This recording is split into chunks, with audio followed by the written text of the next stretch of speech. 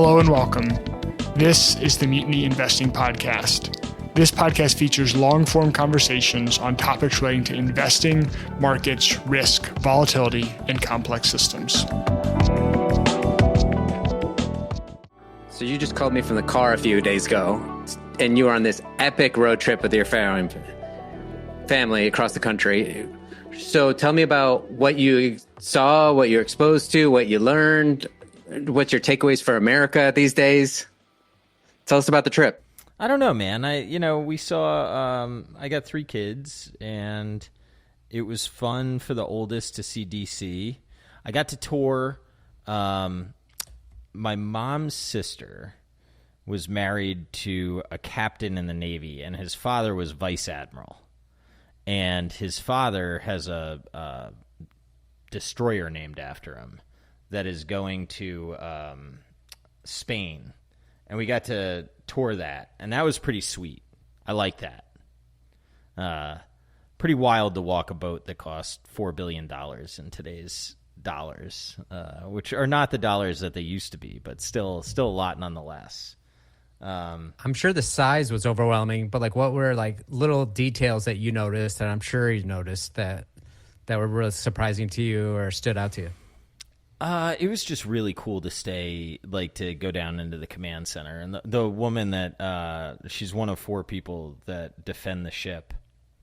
And she was just telling us, there's 96 missiles on there. And then they've got these bullets that I guess are 5 inches around, and they're 3 feet tall. And that's what they fire at boats, if a boat is coming after them. It was just, I guess the other thing is the satellite system that's I forget what it's called. Maybe it's the Aegis or whatever satellites. It's like a mesh satellite system. All the boats communicate with each other. It's just wild, man. I'm glad America has the military we have. It made me feel safe, even if that's a false sense of security. It's a sense of security. Could you help yourself when you think about Peter Zeihan and a blue ocean navy, and us protecting the waterways? Yeah, I just think I think it's incredible the commitment that people in America put. They literally put their lives on the line, right, for us, and that lifestyle would absolutely suck when you're out at sea.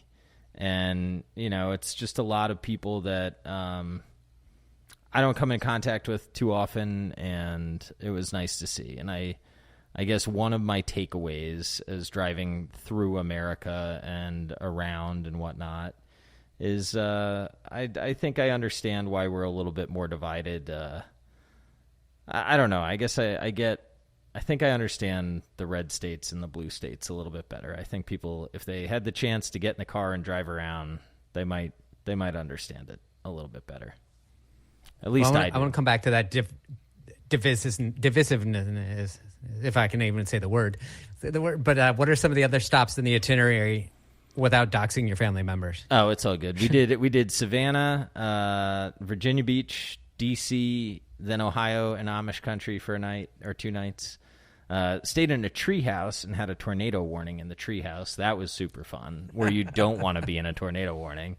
And then we went to Lake Geneva, and then we had a wedding in Chicago, and then I drove back. So it was a good Eastern loop.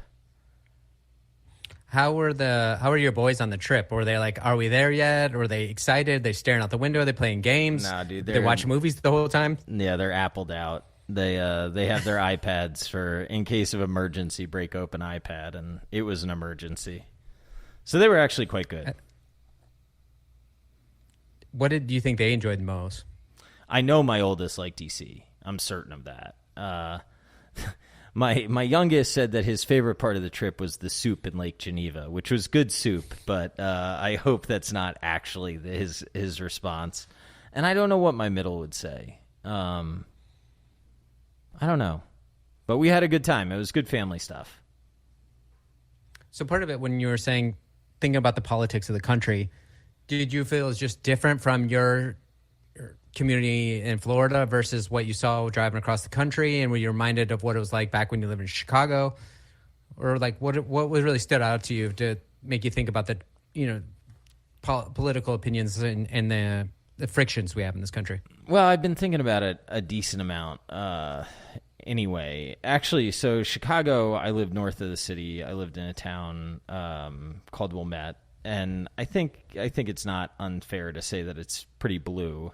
Where I moved in Florida is quite red, and I've been listening to the audiobook that David French wrote called Divided We Fall. And regardless of people's opinion on David French, I think that the book has a lot of good data, and it's just like even within counties now, if you break down county by county, there's just fewer purple counties than there used to be. So there's just like people aren't bumping into each other as much. And I don't know, man. I was just driving through West Virginia, and I couldn't help but think, like, you know, I kind of understand why somebody living in rural West Virginia may not be too into the idea of the federal government, you know, mandating what they can and can't do. Whether or not that's a valid view is sort of everybody's own idea, and they can vote as they want, but I just think a little bit more empathy goes a long way. Have you ever seen the documentary, The Wild, Wonderful Whites of West Virginia? No. Oh, man. It's an unbelievable documentary. I want to say, like, Johnny Knoxville was involved in it, maybe a decade ago.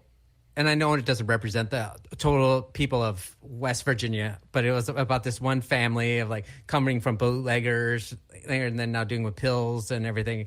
And it's just a really fascinating documentary about rural West Virginia if you get a chance to see it. Yeah, I mean, it's a totally different life, you know. At least it appears, right? I didn't spend a ton of time, but I've done a couple road trips now, and each time I've gotten a little bit more, I guess, appreciation on my perception of where people are coming from is probably the best way to say it. But my perception is almost certainly flawed. You were mentioning almost like gerrymandering of districts, so we don't have the purple anymore. But do you think that's what's changed? Like, I always wonder when people say that we're in such conflict now and nobody can get along. I'm like, when has it been any time different any time in history? Yeah, I don't know. I mean, I think I don't know, but I think now, I guess what I fear today is there appears to be more of a fear of the other party than a acceptance that we're all Americans. There's just a lot of negative politics going on, and I'm kind of worried about what that does for us. But you know, these are big questions, and I don't have the answers. Well, I definitely don't have the answers either. Did you think of any like Peter Lynch ideas, like in the sense of like things you saw when you're driving around the country that made you think about investments and equities? No, the only thing that I keep thinking about is that I should index because I'm a bigger idiot than I used to think I was. And then I should have some sort of overlay to hedge out tail risk. Why do you think that now? I keep coming. Because I think I have a sense of how dumb I was. Right? I think when I was younger, I read, you know, Buffett and value investing, and I didn't even understand the Buffett. Like, what Buffett was saying and what I was reading were not the same things, but I thought they were the same things. And as I was younger, I was convinced I knew the answers, and now I'm not even convinced I know the right questions. And isn't that just age? Yeah, I think so, but it's made me terrified of what I don't know. Everybody always says, it's like, that with age comes wisdom, and I don't think it's just, it might not be that way, especially for males. It just might be a loss of testosterone, and it's not that you're wise. You're just so dumb when you're younger. Yes, and then now you're losing testosterone, so you're not as aggressive. Yeah, I think there's a lot to that, a lot to it. And the other thing that I think about is like, you know, I for my background, like I only came into finance, I think, well, I shouldn't say only because I do enjoy it a lot. But one of the reasons I had to figure out what was going on is I inherited something or, you know, some wealth. And part of what I inherited is like this massively concentrated position in Microsoft and a pretty decently sized one in Berkshire. And I think about like, okay, well, let's say, I mean, I'm really doing this for my kids, right? So like, let's say I continue to pick single stocks and I have some winner, then they got to inherit some massively outsized position. It's not like that fun It's if they had an index, it'd be much easier on them. So I don't know. All answers are pointing me back to the fact that I'm pursuing a stupid path. Nah, then the cycle continues. Give them a concentrated position for them to deal with. Yeah, that's fair. And then don't help them out. Yeah, that's fair. But then they'll be like, I don't know why Dad owned this. Dad's whatever. Yeah. But so one of the things that you and I always talk about privately, and you kind of hinted at it earlier, is a lot of people read Buffett and Munger, et cetera, and they try to copy what they do, and they think it only applies to value investing. But you and I always talk about watch what Buffett does, not what he says. So how big do you think that divergence is, and has that changed in your opinion in the last few years? Well, I think that the thing that I have morphed the most on is that, like, if you don't have control of a situation, then like betting on something because it's cheap is probably just better left to a computer.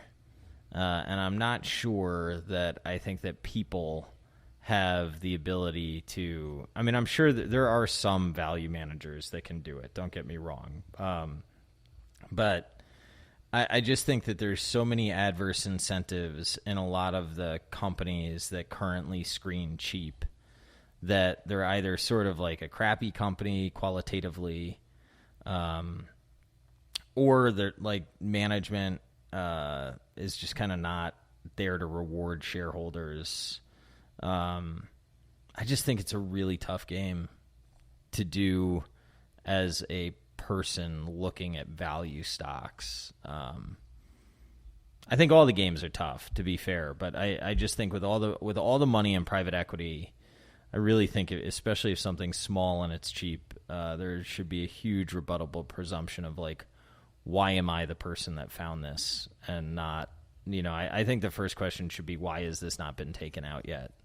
And then, why is it this cheap? And I think more often than I used to appreciate, there's really good reasons.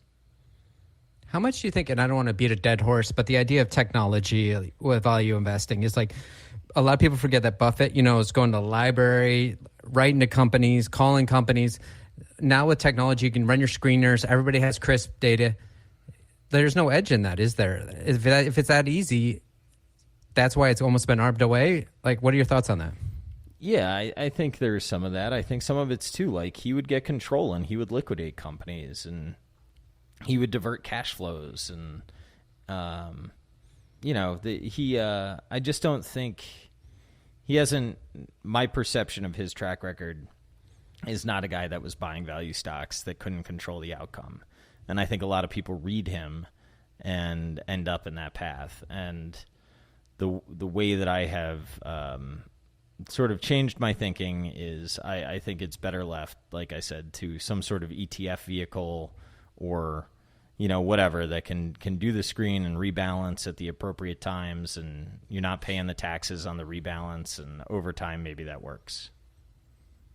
I wonder, you and I have talked a lot privately about the idea. Harry Brown had this permanent portfolio, but people forget that he also had a variable portfolio. So he said put 80 to 90% in this boring permanent portfolio that kind of covers all the global macro environments. But he realized that human nature and behaviorally, we need to make our own bets. And so you need like 10 to 20% of your portfolio. So like you're just saying you're half joking and be a defeatist about saying index. But would you maybe combine that with still your own proprietary security selection because you need something to do? Maybe, but I don't know if that's a valid reason to do things, right? Like needing purpose is not, that doesn't pass the like, why should I do this test? I guess that I'm not, it's been an interesting 24 months because I think that I made a series of reasonably good calls for the right reasons. I think I obviously benefited from liquidity exploding, but, I was loud on this idea, curate retail, and I still think that was a really good bet to make. But, I didn't sell it when I probably should have. When I underwrote it in the beginning, I thought it was maybe worth $9. It gets to 11, and I convinced myself that it's worth 20. And then I round trip it, and Then there's a bunch of cash that got distributed in the interim that now I have to write a tax bill on because I delayed my taxes. And subsequently, I made some mistakes. And, now I'm underperforming and I get to pay tax. And isn't that fun? So it's just kind of like, I felt a little bit of the top of the mountain, and now I'm feeling the bottom, and some of it's managing emotions, and some of it's just being like, is this even worth it? Yeah, it's funny how you have multiple emotional swings depending on how your P&L is. But I remember my problem is always, like, when you come out with a curate thesis, I have all the behavioral fallacies in the sense that, like, I'm like, Bill's right. This is great, right? Curate's the way to go. Like I'm going to fall for it every time. Yeah. So I just try to set up structures that will like prevent myself, or position size it so small that I can't hurt myself because I'm liable to fall for that great story. Yeah. No, I think I don't know how not to fall for it yet. I do objectively think that was a good bet. Still, I don't think the result. I think that I can criticize myself for holding, though. At the time. I guess one thing that I've been thinking about, and it's related, so I don't think this is totally jumping topics, but, there's a point in any thesis where the facts have changed. And knowing what that point is, first of all, there's probably a decent probability that price is going to show you that the facts are changing. But knowing when that point is very difficult. And I think, part of this game is continuing to try to set yourself up in situations where you're getting rewarded for taking the bet, but, getting out of the bet is also tough. And I think the idea of never sell and all that, at least in the equity markets, got certainly overdone. I don't think that's in hindsight, that's easy to say. I think, I'm with Toby and Jake. I do think that we've been fairly consistent that that's overdone. But selling is really, really hard, man. But selling or even buying, like I think about it all the time. Like, what if you're a true value investor and you bought at 10, it goes down to 7. You said something material or changed, so maybe I should rethink my thesis. But if you still feel you had the same thesis, you should be like doubling down in martingale, right? Yeah. Right. If I liked it at 10, I should love it at 7. But you have all these fallacies on both sides that will leave you to making a bad decision. And then the sell side's even harder, like you said. But like, I'm curious, like once you have a certain amount of positions on, how do you manage those positions? Do you trim? Do you rebalance between them? Like, how do you manage the positions once you get it in, especially when it's moved against you or it's moved for you? Are you looking at a position in isolation, or are you looking across the other equities that you have in an aggregate portfolio? I think the answer that I have that I'm starting to come up with is develop a source of mailbox money. Probably bet a little bit smaller than you think that you should. And, once I lay a bet, I'm going to try to wait until it's blatantly obvious to exit and then have the mailbox money be my next source of bets. Because I think there's a lot of times that it's just difficult, and I think unless the answer is clear, the default position should probably just be to hold. But I like an index. I love this some idea of these of problems. Yeah, well, except for I love to have these bets and this mailbox money and how the two can feed each other. You can have this amazing like virtuous feedback loop.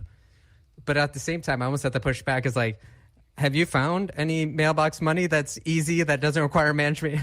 No, it's like that's the fallacy too, right? Yeah, that is. But I think there are different asset classes. Like, tobacco, for instance, may underperform, but you can get decent current yield. I don't know that that's the answer, but there are things like that.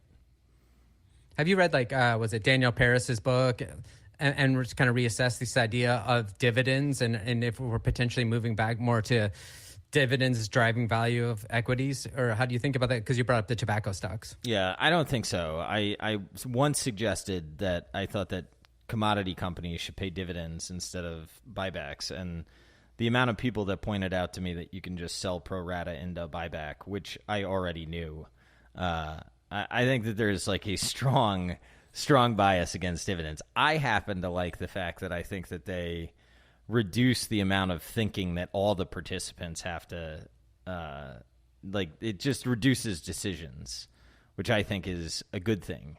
Now, somebody's going to tell me or listen to this and say, well, so does selling pro rata. I get that. You don't have perfect information on when the buyback is occurring. And I don't know. I'm old school, man. I kind of think even if it's a little less tax efficient, some cold hard cash coming back is a good thing. Yeah, there's two things that makes me think about that a lot is, a lot of people, like you said, try to show there's no difference between buybacks and dividends, but that's only because of the tax consequences, because we changed the tax law on dividends. But pre-World War II, this is what Daniel Paris's book's about, is most investors used to invest based on dividends and cash flow. But as the laws changed over the years, that's what makes us go for just growth instead of dividend.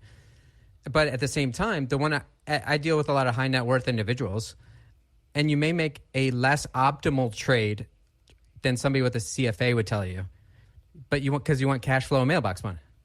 Yeah. And that to me is perfectly rational. So I think one way is like, we just bought this rental house.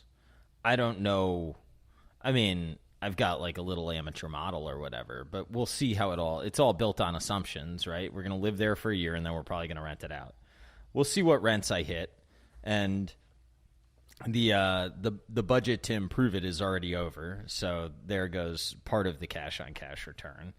But, we're going to hold it and rent it out. And I think over the long term, the probability that I'm disappointed with buying that house is probably, I think it's a good piece of real estate. So I think it's low. So it's not, some public market investment. It's not, I can't market it to people, but I think it's going to provide me some level of comfort in my life that I'm going to value. So it's probably worth a little less return if that's the case. Well, it's also the beautiful thing about illiquidity and mark-to-model asset. Yeah. Right? Like, you don't have to take that hit, and it's less psychologically destructive. I was thinking about Michael Mauboussin was on Meb's pod reading his thing about it's just DCF models all the way down. Yeah. And if there's anything I hate is DCF models, right? Because I come from a commercial real estate background as well. And it's like, you figure out your cost of capital, you figure out your net income, you then think about how big that delta is, and then what's your fudge factor on the future of what could go wrong. Yeah. You can't really discount the cash flows all the way back. You wouldn't have COVID in there, et cetera. Yeah. I need to interview him. I wish I could figure out, and I just need to work on trying to figure out how to have a program that would bring me, like, I put in just the math, right? And then maybe some base case assumptions. It would be nice to have a Monte Carlo simulation of like the distribution of ways that the cash flow could justify the current price. And then I think I could actually visually see what the possible outcomes are. Now, I have not run tons of Monte Carlo simulations in my past, and I'm sure they're only as good as the inputs on how wide the distribution is and how quickly. Yeah, I mean, like, there's a lot of problems in that approach too, but I think that it would get a lot closer than a lot of people and myself historically have just sort of like tried to back into what a stock gives you. I'd like to have a wider range of outcomes without all the time that it takes, right? That I could see. Yeah, with like, to me, it's like scientism. It's a false conceit of science and getting an accurate number in a DCF when the only thing that really matters is your margin of safety. Yeah. Like if you ran the Monte Carlo simulator, you would look at that and determine your margin of safety. But what we're not admitting is that there's a bit of finger in the air to figure out what your margin of safety is. Is that going to accommodate any future you think can happen? And you're just guessing. Yeah. I think we don't want to admit right. that. Yeah, but that is objectively the truth. But then that's what happens to the entire industry of value investing and DCF models. Well, I mean, look, I think that there are certain. I do think there are certain spots where there are situations that people either don't want to touch or can't touch, or, like. It's easy to say this in hindsight, but I said this to myself at the time. I did not act on it, so, words without action aren't worth anything. But like when Kramer said you can't invest in energy stocks, that's probably a decent time to buy energy stocks. And then when every single space on Twitter is interrupted by somebody who's bullish energy, that's probably a decent time to start trimming energy stocks.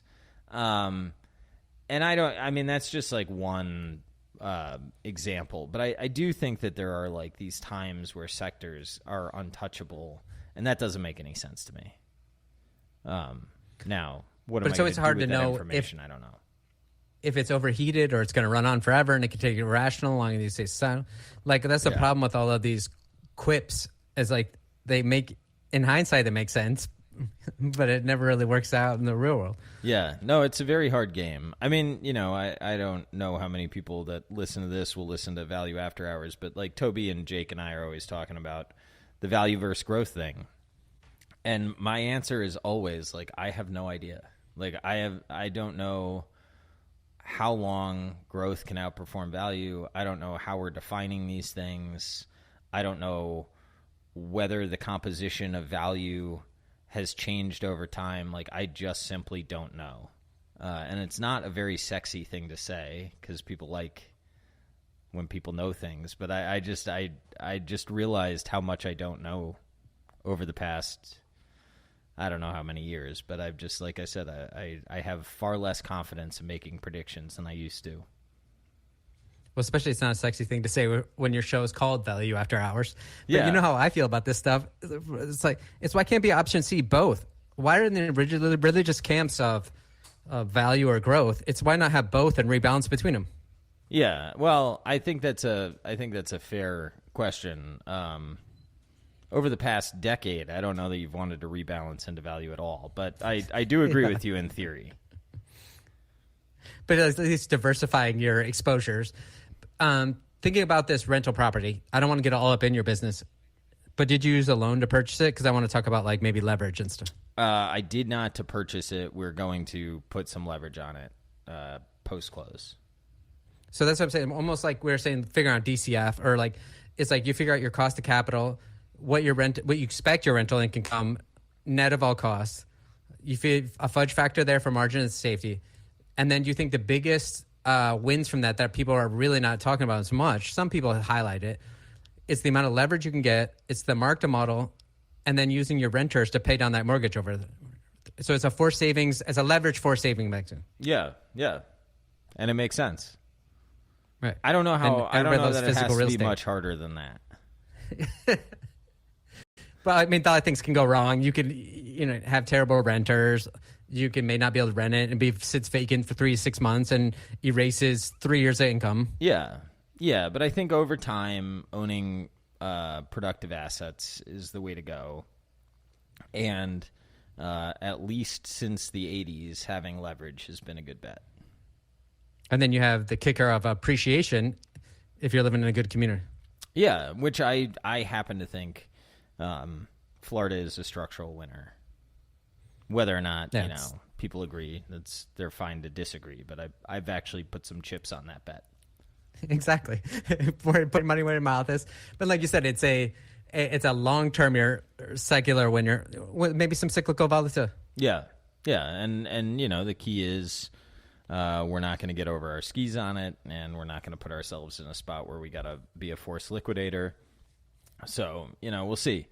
But that's kind of, I'm just trying to figure out my way through life. And It's weird, man. I feel like I have no answers anymore, but that's it's the truth. Yeah, that's my favorite answer. I don't have an answer. I don't know. I'm just groping through here like everybody else. Yeah, and looking for like one, I think what I've come to appreciate as I've gotten older, that I think, I've heard Buffett say a number of times, I've admired this from afar. He doesn't, I think the amount of situations that he pays attention to and is just comfortable saying, like, other people can make money there. Like, that doesn't have to be my game. That's like a really, really tough skill to develop. But I think it's a very important one. And I think, part of why I'm reiterating so much that I don't know any answers is I don't want to pretend that I know false answers because of how hard it is to change your mind.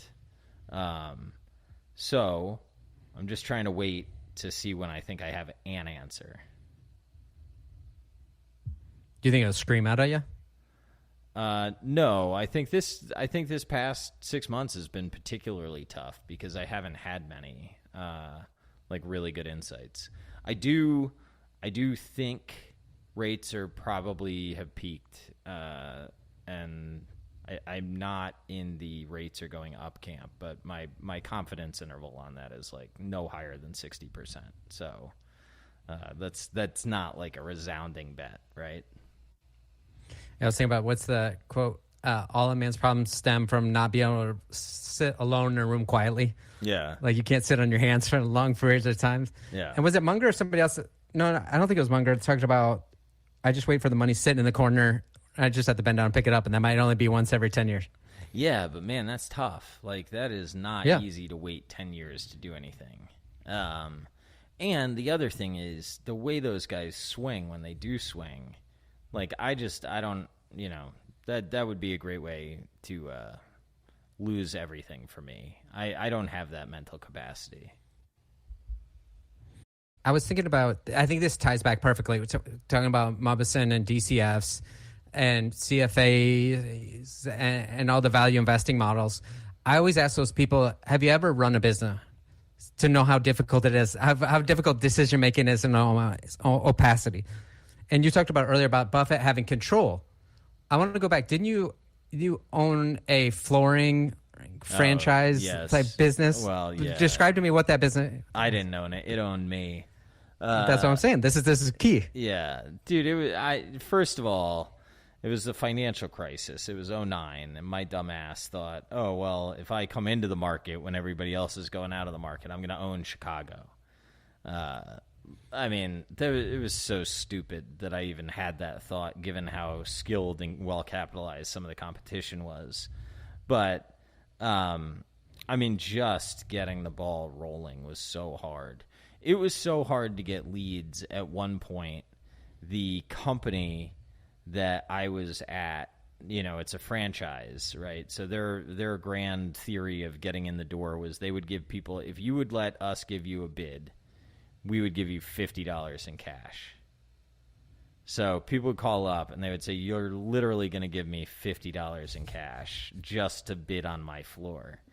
And I did this twice, and then I was like, I'm done with this. But the idea was, they had like this elaborate sales process, and they had what they thought was some good technology to show you what, your house would look like with a new floor. And long story short, there was I don't think I was good at selling the dream of the new floor. I think that we had not the right inventory to do it. And more importantly, in 2009, like no one gave a shit about how nice their floor looked on a computer screen. They were not going to spend the money on a floor.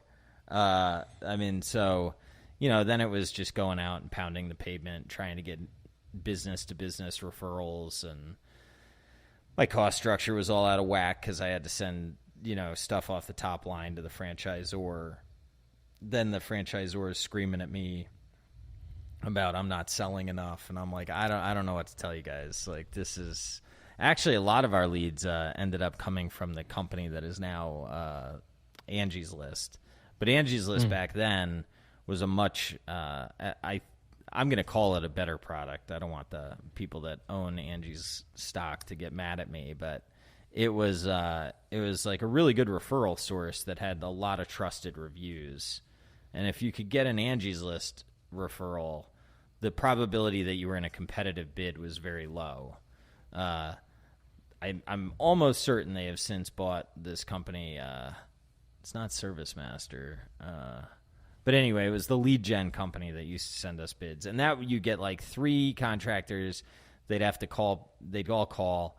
I'd be calling people at like midnight, right? I would get a lead. It would hit my phone, and I'd call somebody at midnight. And they'd be like, why are you calling? And I'd be like, because I just got a text. I have to spend $50 on this lead to get the text. And I know you're looking at your computer thinking of floors right now. Like, I know it. And then, sure enough, they'd be there, and we'd schedule. I had one of the higher lead to appointment conversions. My appointment to sales ratio was not good. I think some of that was me.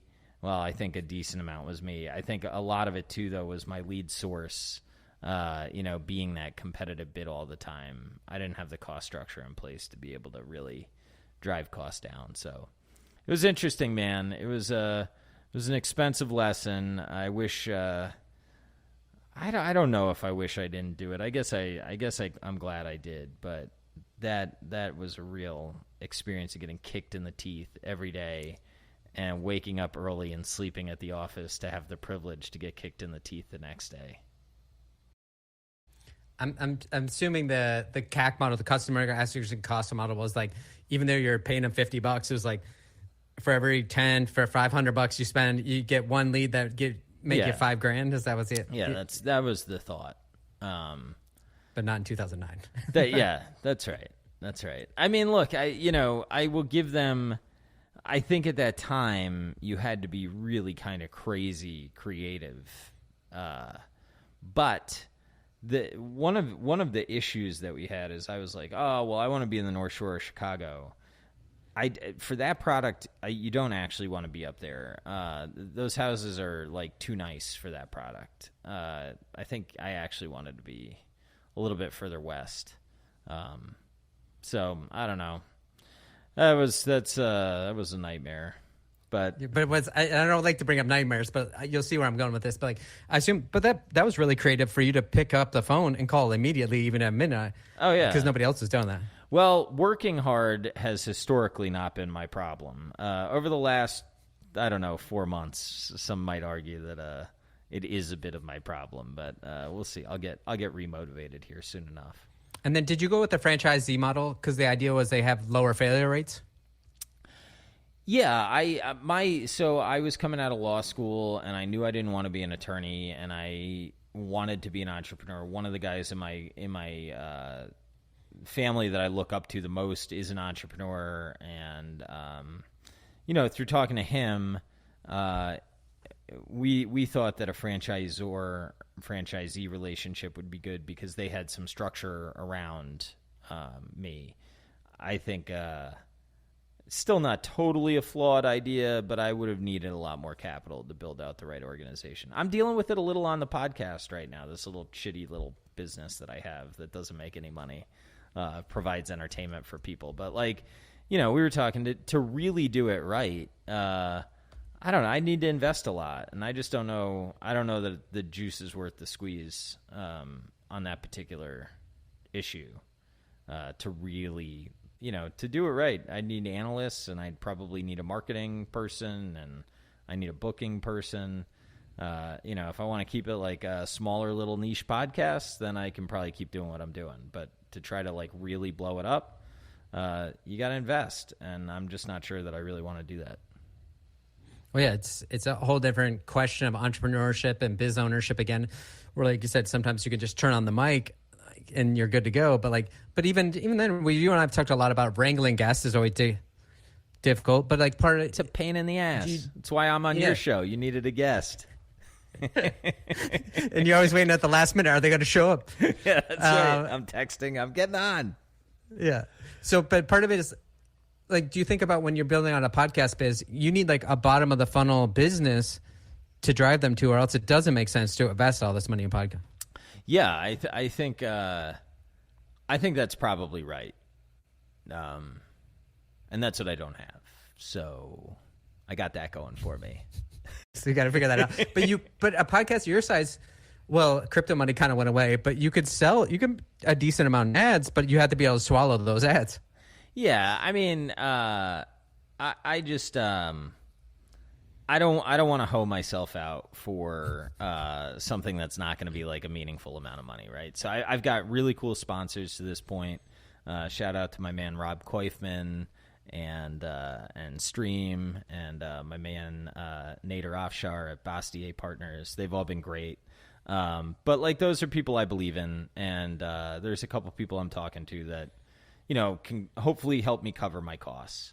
But that's like, you know, that's not like a business, right? So the question is, then what? But you've nailed the model that I always say is like, I have a lot of friends that won't do advertising because they think it's like, it's all skeevy. But if you build partnerships with people you trust and products you use, it makes perfect sense. But it's a longer road to go down, and you've done it so well. Well, thank you. I hope to continue to. There's there's certain products that I don't mind talking about, but yeah, I don't want to like sell. I don't know. I always use MeUndies because they advertise on all the podcasts. I probably need to buy a pair of MeUndies because maybe they're great, and then I wouldn't mind hawking them. But you get like a Hawaiian shirt sponsor. Yeah, that's right. This is Tommy Bahama. I figured it. I figured it was right for your pod. This feels like the right mood to talk to you in. It's perfect, but we should have coordinated outfits. By the way, I didn't bring up the flooring because I wanted you to relive your nightmares. I bring it up for many other reasons. And I love that you said that. I always thought about franchisor relationships is because like it's the training wheels, entrepreneurship. Hopefully you can't get too outside the lines, and hopefully you can make a decent living, but you can't really build huge amounts of equity. But then part of it, why I bring it up is like all these people that run DCFs and they're like run hedge funds and are value investors. My question always like, have you been an entrepreneur? Have you owned a business? Because if you think back then, you were saying, would you have run a DCF model on your business and that would have given you like comfort? No, but nothing was going to give me comfort. But yeah, we would weekly talk about the models, and I was just like, this model's so fucked. And I didn't mean to be fatalist about it, but the writing was on the wall. But, probably within the first 4 months when none of the metrics were going the way that they were supposed to be going. From all the way from top of the funnel, right? Forget about like lead conversion and whether or not customers are happy. This is like from the beginning, the marketing was not hitting. So yeah, that, I don't want to extrapolate too much off of one experience that I wasn't really prepared to succeed in. But yes, I generally agree that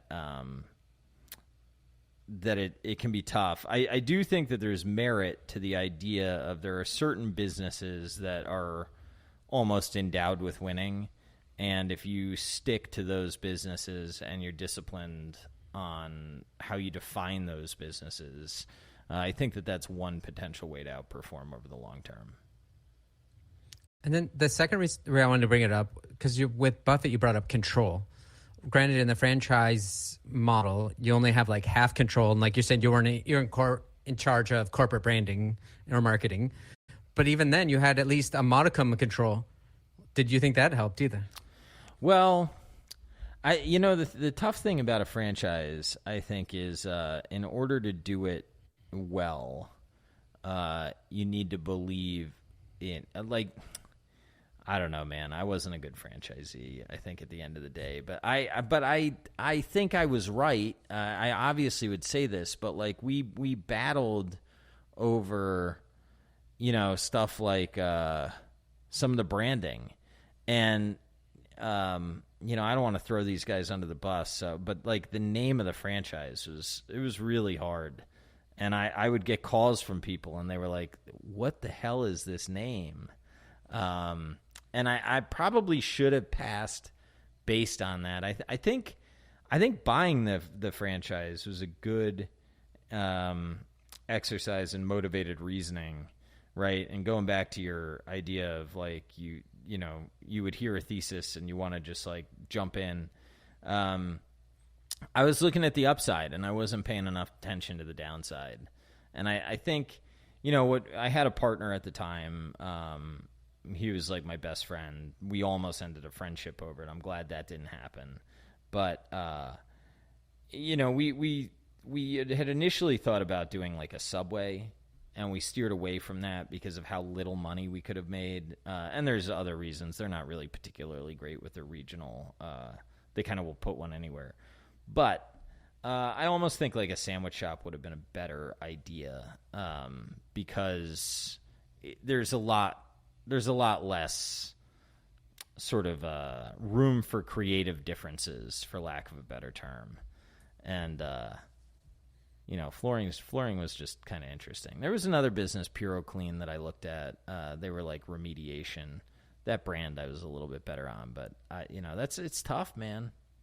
These guys are out there hustling, scooping, water out of people's houses, and they're not glamorous jobs. But you can maybe make a living doing them. Yeah, I remember like maybe a decade ago, another hedge fund manager told me, it's like, if you're ever going to have a franchise or a small business, have a pizza shop. Yeah. You're never going to be a multimillionaire, but like you're going to make at least like $5 to $10K a month just clipping off like a coupon. Yeah. I mean, there's merit to it. I think there was a lot of problems with me. I mean, if you look at the classes that came in before and after me, very, very, very few survived. So I don't think it was all me. But then, as you brought up too, 2009, how much does the macro environment affect, like whether you're actually running a business or investing in publicly traded equities? Yeah, well, and the real unfortunate thing is, had I not started that business and just put it in public equities, then I would have a lot more today. But that's how it goes. But yeah, I don't know. And like part of the strategy was a big initial marketing push, and you spend a lot of your capital on marketing trying to get something out of the gate, and don't get that many phone calls, and it's 2009, and the red lights start going, flashing, for lack of a better term. So, but you made it. You made it through. You're fine. Yeah. But then, what about you just went and revisited those stomping grounds in Chicago in summertime, and did that beautiful, Lake Geneva, Wisconsin Lake summertime things. Did you miss the Midwest? Yeah. Yeah, the Midwest is dope. I don't miss the winter at all, but I love the Midwest. I love the people there. Chicago's like my favorite city in the world.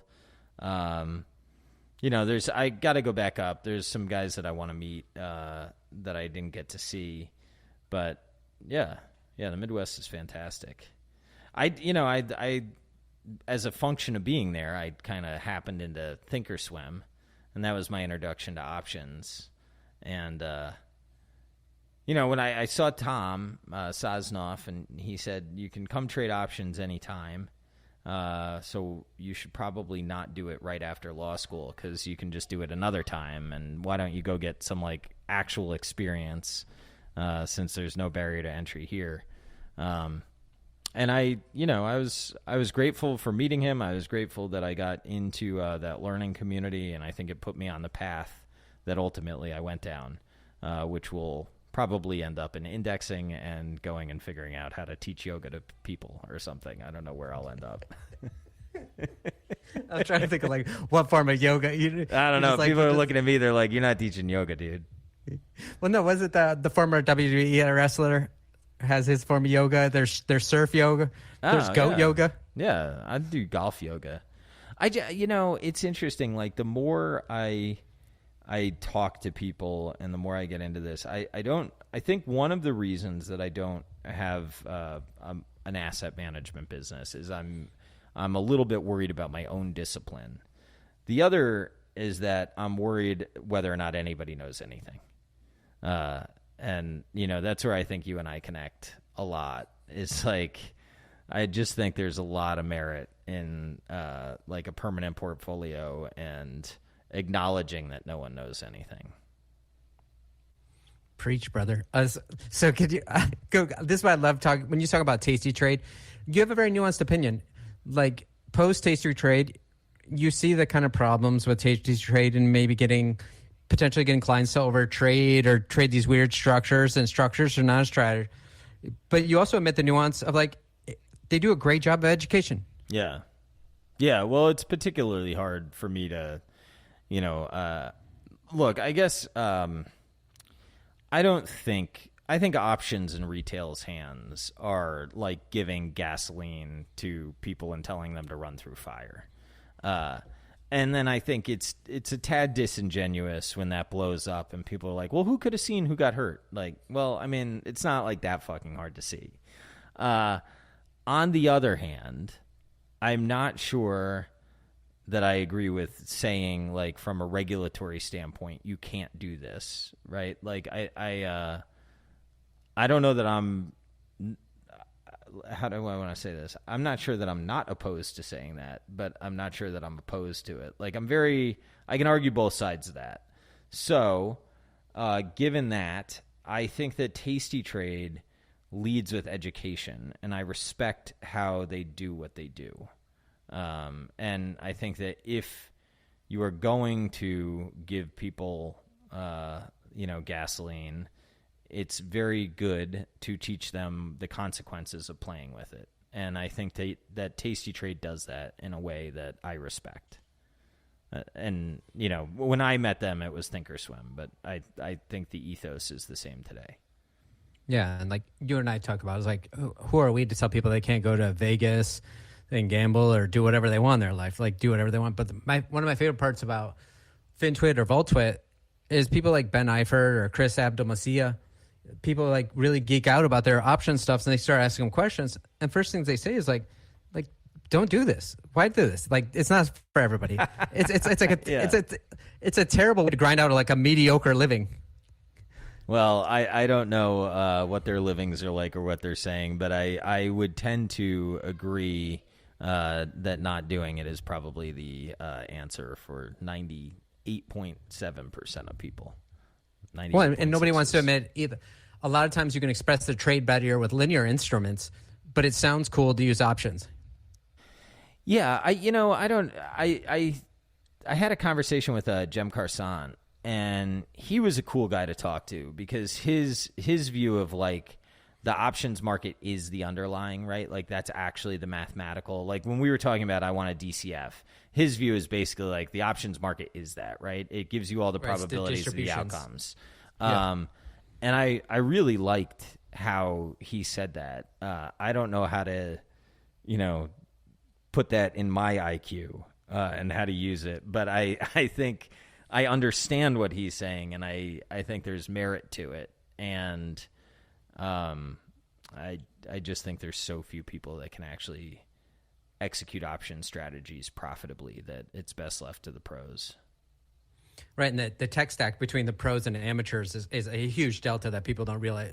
They have teams of PhDs working on, that you can't have at home, and just even working the orders, or like interactive brokers versus professional setups, like the bid-ask spreads and everything, commissions, etc. People don't realize kind of what's against them. When you talked about the podcasting biz earlier, you said something about almost hiring analysts. In your mind, were you kind of maybe thinking of going in a direction? I think maybe the OSHAGs had started doing this, like deep dives on single name equities. Is that what you need analysts for, or what were you thinking? I'd kind of like a Jamie, how Rogan has a Jamie where I can be like, hey, Jamie. Like look this up. I wouldn't mind return. I would like to be able to have a conversation with somebody. Like, I go into these conversations without knowing what they're going to talk about. And maybe that's not a good idea, or maybe it is a good idea, but it's the idea I had. It's hard to have somebody talk about a name and not have really any clue what's going on. Also, like, pull up, what the financials are, but maintain in the conversation. Like, it'd be nice to have somebody in my ear at least say, hey, you know, return on capital has gone down in this business for a while. Maybe ask about that or something like that, right? That's some of what I'm thinking about. Some of it too is like just doing background prep. It would be helpful to have somebody help me with the time to do that. So, and it's gonna sound like we're playing the world's smallest violins here, but as fellow podcaster, the amount of energy it actually takes to podcast is very different than people realize. And you have this really weird energy after. It's really this bipolar energy. You have like a manic energy, like you have tons of energy and you're completely exhausted. At least this is for me. And I can't even hold like a thought in my head. It kind of evaporates for a few hours after. How do you maintain, do you have the similar experience? And then how do you maintain your energy around producing these podcasts? Not well. With your regular life. Yeah. Not well. Yeah. I would say that I leaned in heavy into making sure the pod was good. I think I'm probably going to reduce the cadence, or at least make it a little bit more abnormal, which people may or may not like. But I think I need to focus on like what makes me happy more than like putting out something every Thursday, if that makes sense. Like, I don't think putting something out every Thursday is the way. I'm going to sound like David Zaslav from Warner Brothers. I don't think that the amount of content is going to matter nearly as much as the quality of content. And I think that just making sure that everything is high quality is important. And, you know, when I set out to do the pod, I wanted people to be comfortable talking about like mental health issues or some things that have gone wrong in their life, because I felt like so often podcasts are discussions of everything positive, and I feel like life is not that, and a lot of life is figuring out how to persevere in times when things are not good, and I have successfully accomplished that, and I guess I don't know what the next chapter is for it, and I think trying to focus on the cadence of stuff coming out is the wrong focus. That's the only strong opinion that I have right now. How do you think about the trade-off between being very well prepared versus following the circuitous angles and offshoots that a conversation can take? I think it depends what you're doing. I don't like not being prepared in finance because I think there's so many shills that you've got to be able to at least call somebody on their bullshit. Now, if I was critical of myself as a host, which obviously I'm perfect, but if I did have a criticism, in the beginning, I think I talked a little bit too much about me. I think I'm better than that now, or better at that now. I maybe don't push back as much as I should. Some of that's a function of you want people to come on your show. You know, you don't want to be combative all the time, but we talked the one show that I had with Nawfal Sanala. I mean, I don't know whether or not he. Here are the facts that I know. I know that there is an allegation against the company he worked on or worked at that they were a Ponzi scheme. I know that I read the complaint, and the complaint is pretty damning. And I know that it was a small shop that had 3 people. And I know that when he was on my podcast, he claimed that he was responsible for risk overlay. What I am unsure of is the probability that all those facts are true and he had no idea. I find that hard. I would put that probability at pretty low, that you would be responsible for risk overlay but not know that your shop is losing a ton of money and is a Ponzi scheme. I would like to prevent getting defrauded like that again, if possible. And if he ever wants to come back on, I would be willing to have a conversation with him, but I would pepper him with a lot harder questions, mostly because that episode would not be a finance episode. I would deem it more of a entertainment/follow-up episode. I don't know, and there's just so many, you watch people go through. Now we're watching people cycle, and I guess at the end of it, maybe you find out who's real. but there's just a lot of people that got attention over the last cycle that maybe didn't deserve it. And I don't know what responsibility you have as a podcast host, but I'd like to take mine. I'd like to do the best that I can, I guess is the best way I know how to say it. And I think that requires preparation. Well, it's not just preparation. Like, you don't have a team of investigative journalists to have gotcha journalism to find out if somebody's fraudulent or not. I mean, you can do as much background as you can, but somebody that's good is gonna figure out a way around. But also, like, it related to what you're saying, I think it's the dichotomy between an interview and a conversation, where you said you needed to talk about yourself last, but that would be more of an interview. Yeah. Where I always loved you had more of a conversation. Yeah. No, I think that's fair. But, you know, like when you came on, people were like, I wish he talked more. And I do too. It's, you know, we talked. I don't know. But then we went to the kitchen and I ate cold chicken over a sink. Sue me. Come on, man. You're going to blow both of our spot now, because I have to admit that we found out we both like to stand over a kitchen sink and just shovel cold chicken. That's right. Why? Because it's dense in protein and it saves a lot of time. It makes perfect sense to me. I don't care if it's disgusting to some. And I admitted to you last time, sometimes I'll get my ass salad and I'll grab it in the bin, grab a handful of arugula and shove it in my mouth over the sink as well. Makes perfect sense to me. Exactly. We're just two lunatics. So you kind of referenced it earlier, and we talked about it many times, reading what Buffett says and watching what he does. But if I think about, there's this triangle, right? And this is related to your just taking a family trip. Is like, you can either be the world's greatest value investor, you can be a great husband, or you can be a great father. Yeah. Like, choose 2 out of 3. A husband. Do you think that's basically the trade-offs?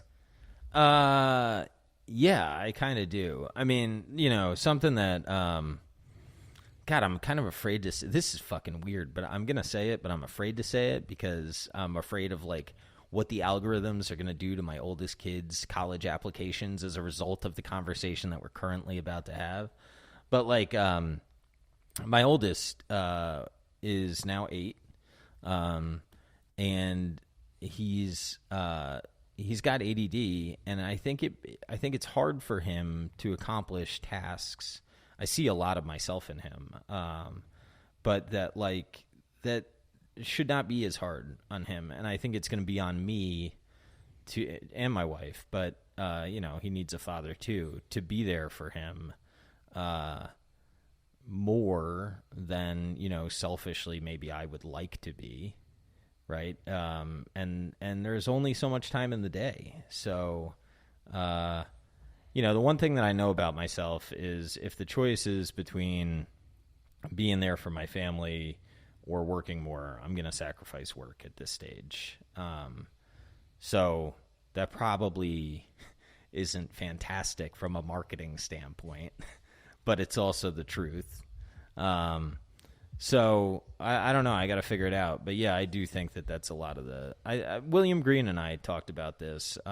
He came back on, and he said that I think the story is that Monish sent Charlie the book, and then Charlie's response, Munger, was that, like, one of the commonalities that he saw among all the good investors is how dysfunctional their personal lives were. You know.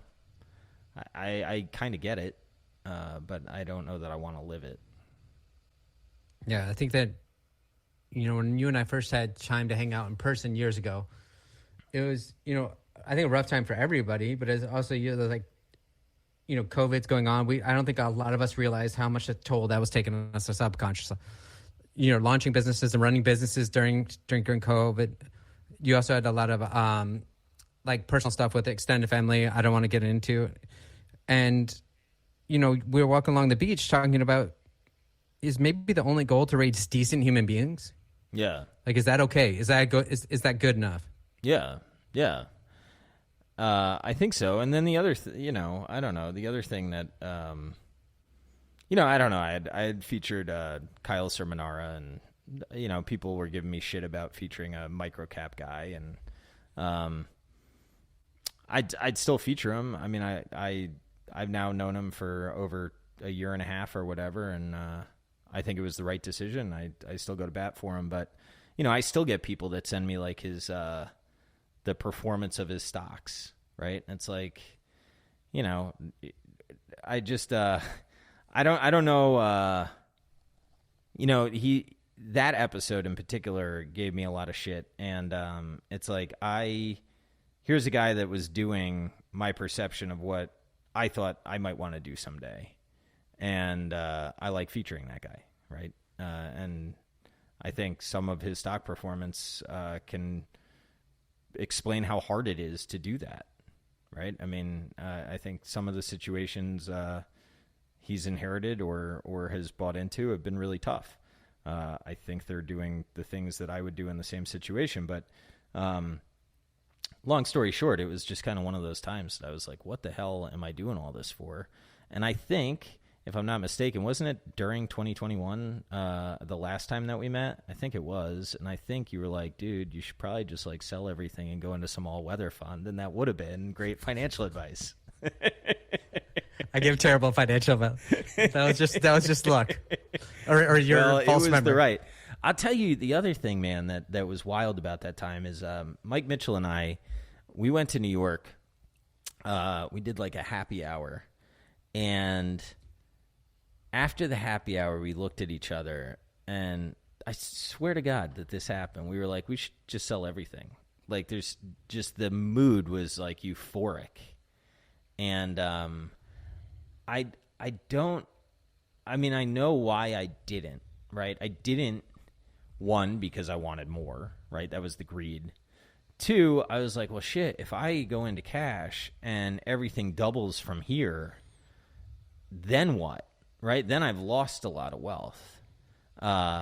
And there's no guarantee. I mean, I know that people will say, like, through history, there's always busts after bubbles, but that doesn't mean there always has to be, right? I mean, I don't know what the total N is in the survey, right? But, like, since we've had a modern financial system, what, you've got, like, 6 as your sample size or something for crashes? Maybe smaller, but it's definitely not 30.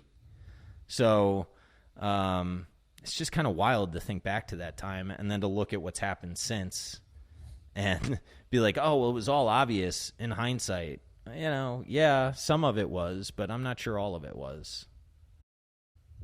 And I bring up those first times walking along the beach because I also was telling you stories about my range of emotionality as well.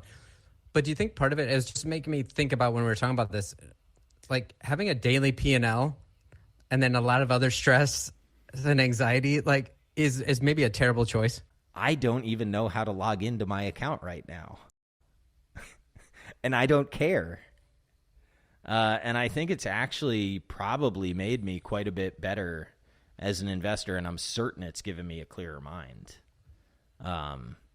So that's nice. That's the classic coffee can portfolio. But is that the answer? So I brought up all those times from years ago because I wanted to say that I've noticed in our last several conversations, for lack of a better word, you seem a lot calmer. Yeah. So what is that attributed to? Like, what are the different things you've done? I mean, it sounds like maybe not checking your portfolio every. No. Is helpful, but what else? I don't know, man. I think some of it's just kind of becoming a man. I mean, I think, like, some feedback that I get now when I talk to people is they're like, why? Well, I went through a period on Value After Hours where I was kind of angry. I'm sorry for that to anyone that's listening. But also, like, fuck the people that made me angry. But it was like, I felt like I was getting trolled, and I felt like I finally knew who I was, and I felt like I was beating my head up against a wall a little bit. And then I guess, Toby and I had a conversation after a show.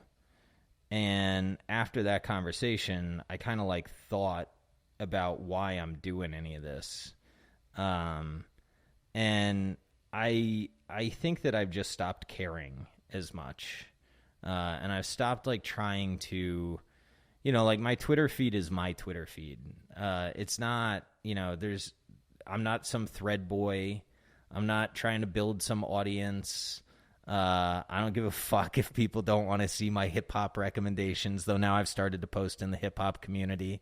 because I do recognize that can bother some people. But like I think I've stopped.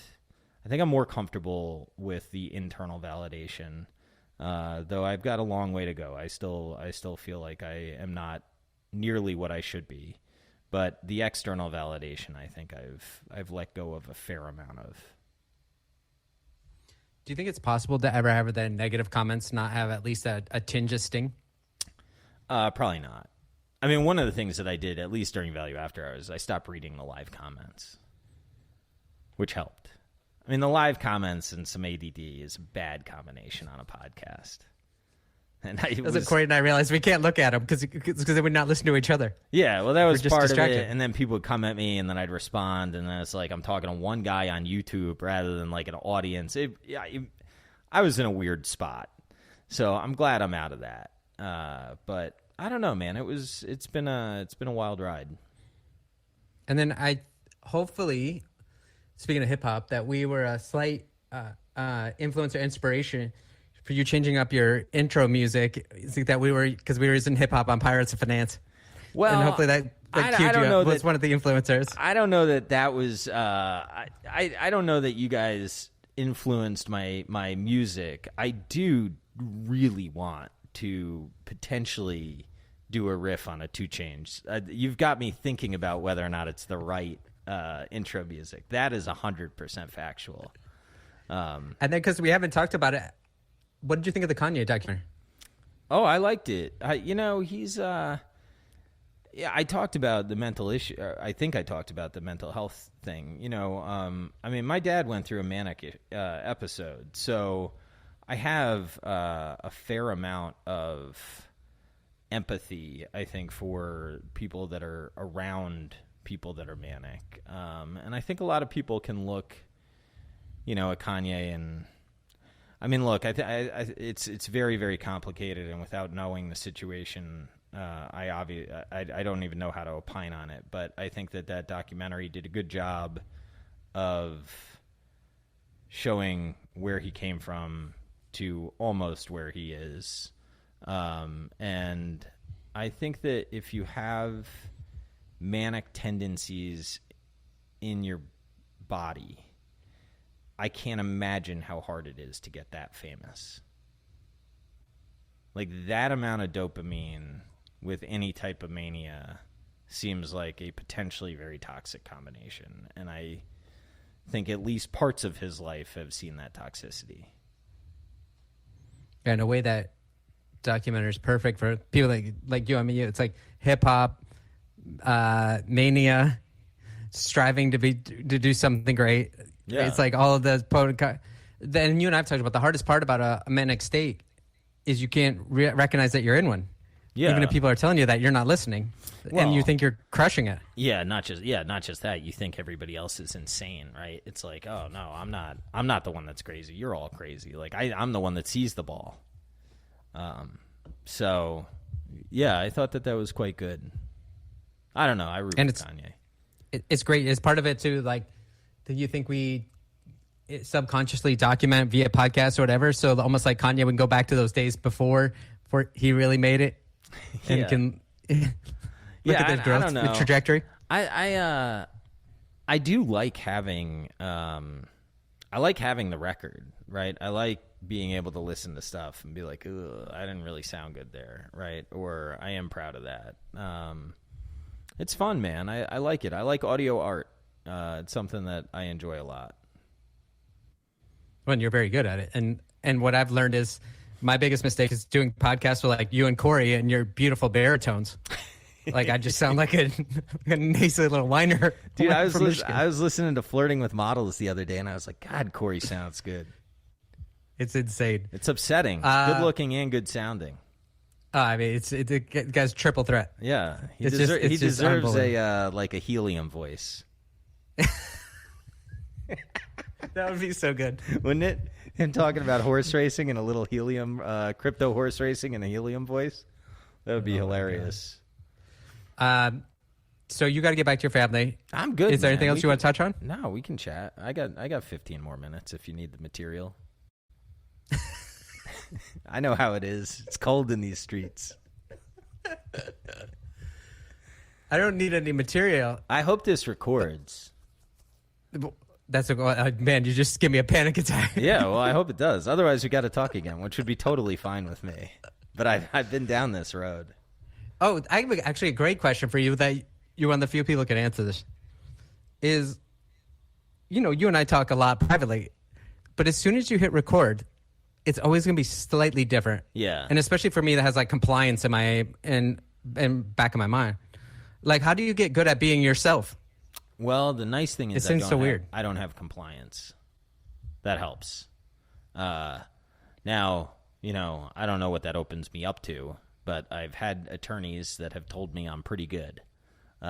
So I try. I mean, what helps. What I tell people is I'm like, I'd like you to just talk, and if something comes out, like anytime I hear the word returns, I just know to flag it and cut it. But I try to make sure that like people know it's not like a gotcha pod. If you say something that you don't agree with necessarily, like then we have to talk about cutting it, because I'm not sure that I really want to cut that, because that's like an honest moment. But if it's something that's like, career threatening or something, or it's against compliance, I'd always cut that. And I think that helps. In the beginning, booze helped. Now I don't drink usually when recording. And I'm going to try to drink a lot less. I may try to get a little high on some, but we'll see if that works. But I don't know, man. I'm pretty good at talking to people. I just have to figure out what that means and what I want to do with it. That's the part that I'm not that great at. Yeah, I think about it in the sense like I'd hate for somebody to meet me in real life and be like, "Wow, you're so different than you are on podcasts," right? But part of it is like you could be yourself, but you always have to like turn up the energy a little bit, because we have to have a conversation and you can't have dead air. We're like, when you and I are sitting and hanging out, we might be staring out the ocean for 15 minutes, and I'm a lot quieter. Yeah, in real life. Yeah, no doubt. There is pressure to keep the conversation going. Sometimes when I listen to myself, I'm like, dude, can you finish a thought? Like, why are you jumping to the next thought before you finish the thought? What are you doing? But the other thing I wanted to ask you about that I forgot about is you have this rental property now, but for a while you were going to build your family a new house, but it looks like you put a pause on that. Is that a macro call? No, we're still building it. We have the Brewster household right now has a ton of stress. And maybe part of my calmness is just like I hit enough stress that I was just like, fuck it. No, we're still building it. We'll see if we can keep it. I hope so. If not, I think it's going to be a reasonably good spec property. Of course, that's easy to say before you go to sell something. But I think that house, we bought that land really right. And we bought it in September 2020. And I think the probability of losing more than 10% on that build is very low. And I think the probability of making 50% could be like, I don't know, it could be as high as 40%. So, and then I think there's the rest is a range of satisfactory outcomes also. But I remember after you bought it, you were texting me almost like every other month about lumber prices going up and what the lumber was. Well, has that come back down for you? Yeah, that did. I mean, we missed with it. We've had like we missed 2 concrete deliveries, and that's caused 8 weeks of delay. The cabinet pricing that we just got is insane. So, let's put it this way. If it is worth the replacement cost, it will be a good investment. If it's not, then it's going to be a horrible one. But I know Florida real estate reasonably well, and I think this is going to be pretty okay. I don't think we're going to have a disaster here. Yeah, hopefully not. That's right. Well, and hopefully. Are you able to just get like contractors now? I know for a while like it was impossible. Yeah. But we've been building. I mean, we bought the lot September of 2020. So we've been in the process for that long, and we won't be in the house for at least another year. I mean, that's a long time, man. That's what I was going to bring up. It's like about stress. Like you're saying, you're hitting so much stress you could just calm. And I was like, I remember there was a ER doc that wrote his 10 rules for life, but I only remember 3 of them. One was never get on a ladder if you could pay somebody else to do it. Roads are for cars only. No bicycles, no motorcycles. And then after you retire, don't build your dream house unless you've been in like construction and real estate your whole life. Because like the stress of construction and dealing with subcontractors is just going to just kill you. The nice thing is my wife handles most of that. And look, I think there's a good shot that my kids like get to grow up in that house, and that would be really nice. But if I had to do it again, if I had to tell other people whether or not I would do it, I would tell them probably not. Which is why developers make money, right? It's actually worth the money to pay somebody to do this for you. There have been a lot of things that as I've gotten older, I've been like, that's stupid to pay for. And now I've realized, like, actually they're removing a lot of stress from your life. So we'll see how it all goes. It's something that I'm just thinking about, like, part of why I am so uncertain. I've got right here, and I think you'd like this. It's called The Psychology of Intelligence Analysis. I think Jake Taylor recommended this book. And when you hear it, think like CIA. And it just talks about like how many mental errors are made in intelligence communities because of preconceived notions and biases and not seeing what's there, right? And I'm simultaneously listening to Thinking in Bets, and the two have me convinced that I don't know anything. Did you ever see the documentary Fog of War? I have seen that. That is with Robert McNamara? Yes, that is a very good documentary. That's what reminded me when you're talking about the intelligence and analysts, is that like during the Fog of War, even if Robert McNamara is getting the best data in the world, it's still decision-making in opacity. Yeah. And everybody's making mistakes, and you don't know what's good data, what's bad data. How do you aggregate that? Yeah. But everybody thinks that like politicians or the Pentagon has like perfect knowledge and perfect foresight. It just doesn't work that way. Yeah, that's right. And at the end of the day, everybody else is going to look back, and the future or the past will look like it was certain. But at the time, like, who the hell knew? We went to the Spy Museum, and they have a very cool exhibit like towards the end where you get to see how they deduced that Osama bin Laden might have been in the house that he was in. And you get these facts like, okay, there's 2 gates, right? And they're both of the walls on either side are 12 feet tall or 10 feet tall, whatever. You can't see over them. Who would want that? The house has a balcony, but there's a huge wall in front of the balcony. Who would want that, right? Normally you want a balcony, you want a view. The windows are boarded up.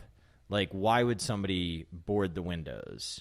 You have a satellite, but there's no telephone wires, right? So it had its self-contained internet on that property. Who would want that? And, like, they take you through the analysis, and according to this, they said Obama was only 50-50 that it was Osama bin Laden. Like, he knew that it was probably somebody that was bad, but he didn't, he didn't know that it was bin Laden. And one of the other advisors that was in the room said that he thought that the evidence for the weapons of mass destruction was stronger than the evidence that Osama bin Laden was in that house. Right? The weapons of mass destruction in Iraq. And that turned out to be wrong. So, it all goes back to just index as some sort of overlay in an all-weather portfolio. It's so perfect because, could you imagine being Obama and having to make that decision? No. I can't either.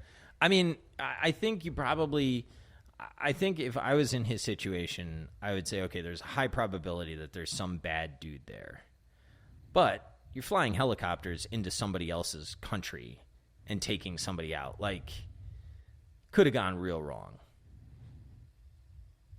And those are extremely decisions that have real consequences, right? Not right. little consequences. Yeah, so when you're talking about, I picked a poorer equity and I could have traded it better. Yeah, put things in really perspective. matter. Yeah, that's right. Yeah. So Well, I think that's actually the perfect place to end this. All And this right. is thinking about Cool. that fog of war, decision making in a path. Yeah. In perspective, it's like you and I could chill out a little bit. That's right. That's exactly right. It puts things in perspective. So thanks for having me, man. I appreciate you coming on. I always enjoy talking to you. Yeah, I'm glad we could finally hit record on one of these and share it with people. For the 6 listeners to find us entertaining. That's right. Shout out to you 6. Thank you. Exactly. Thanks, Bill. All right. Have a good one, man. Thanks for listening. If you enjoyed today's show, we'd appreciate it if you would share this show with friends and leave us a review on iTunes, as it helps more listeners find the show and join our amazing community. To those of you who already shared or left a review, thank you very sincerely. It does mean a lot to us. If you'd like more information about Mutiny Fund, you can go to mutinyfund.com. For any thoughts on how we can improve the show or questions about anything we've talked about here on the podcast today, drop us a message via email. I'm Taylor@mutinyfund.com and Jason is Jason@mutinyfund.com, or you can reach us on Twitter. I'm at Taylor Pearson ME and Jason is at Jason Mutiny. To hear about new episodes or get our monthly newsletter with reading recommendations, sign up at mutinyfund.com/newsletter. This podcast is provided for informational purposes only and should not be relied upon as legal, business, investment, or tax advice. All opinions expressed by podcast participants are solely their own opinions and do not necessarily reflect the opinions of Mutiny Fund, their affiliates, or companies featured.